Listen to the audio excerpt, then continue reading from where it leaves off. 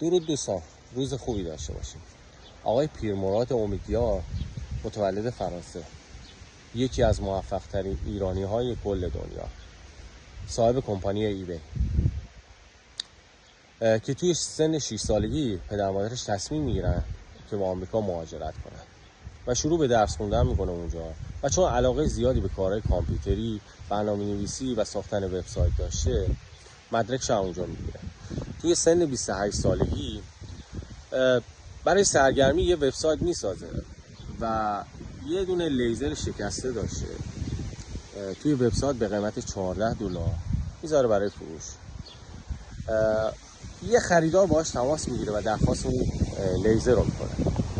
آقای پیرمراد امیدیار بهش میگه که این لیزر شکسته است، اما جواب اون خریدار براش جالب بوده و گفته که من کلکسیونر لیزرهای شکسته رو دارم.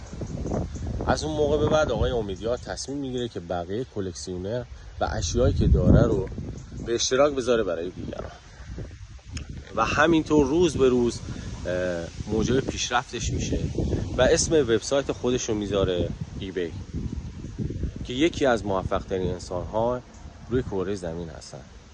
بعضی وقتا یه ایده ساده و کوچیک تبدیل به موفقیت بزرگ جهانی میشه.